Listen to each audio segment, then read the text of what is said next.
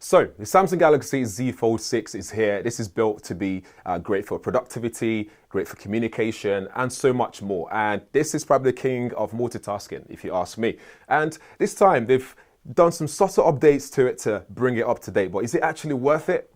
Let's talk about it. Let's start with that main screen. So we have a 7.6-inch QXGA main screen. It's got dynamic AMOLED 2X, so it's 2160 by 1856. It's got this 20.9 by 18 aspect ratio and 374 ppi. And it can do 1 to 120 Hz adaptive refresh rate, which is good for you gamers out there or just for general browsing. Cover screen has a bigger cover screen, so we're looking at 6.3-inch dynamic AMOLED 2X. It has 2376 by 968. In terms of the aspect ratio, it's 22.1 by 9, and it has 410 ppi with 1 to 120 Hz refresh as well.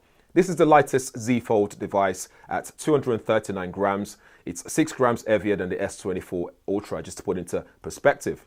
It's 5.6 millimeters thick when open and 12.1 millimeters thick when closed. It's now 2.7 millimeters wider, 1.4 millimeters shorter, and the front cover is 1 millimeter wider. It will come in silver shadow, pink, and navy. And the brightness on the screen, we're looking at 2600 nits peak brightness. As for camera, as always, you have loads of cameras on this thing. So the cover camera has a 10 megapixel selfie camera at f2.2 with 85 degrees field of view. On the display camera is there as well, which is a 4 megapixel f1.8 with 85 degrees field of view. For the rear triple camera, we have a 12 megapixel ultra wide f2.2, which gives you 123 degrees field of view. We have a 50 megapixel wide at f1.8 and a 10 megapixel telephoto lens at f2.4, which will give you 3 times optical zoom.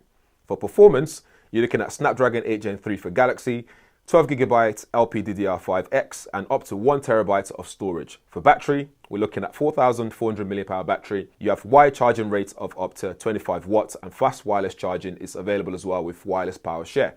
It has Android 14 with One UI 6.1.1 on top of there, and it's IP48 rated. So, like I said, those are some really subtle updates. So not massively different.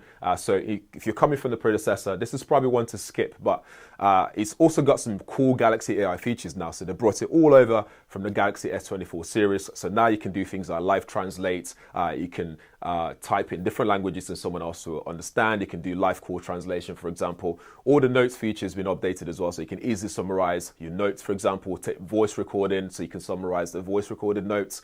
You can summarize a web page, for example. But it also has circle to search, which means now you can just circle anything on the screen and it will translate languages, for example, tell you where to get stuff from. And you can even circle to search QR codes, which can be quite efficient sometimes. So it has all these cool Galaxy AI features, including the camera features as well, so you can draw a hat on someone and it will automatically generate it, so generative AI, or produce things like cartoon characters from your image that you've just taken. So it's pretty cool to have fun with all that kind of stuff.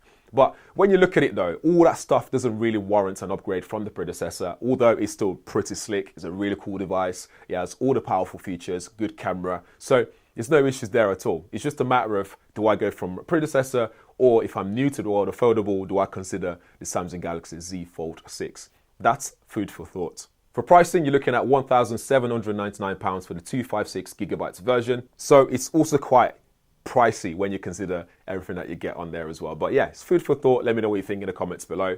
Me personally, I wouldn't use my own money to upgrade to this year. I'd wait for the next one because then we'll get the next Snapdragon processor as well. But if that's not something that really bothers you, this is still powerful and has all the cool features, including all the Galaxy AI features that's on the Galaxy S24 series that makes it really useful and more productive to use. But yeah, over to you. Let me know what you think and drop a comment below. Make sure you subscribe as well because I'll be getting this in to review at some point and I shall see you guys in the next one. Thanks for watching.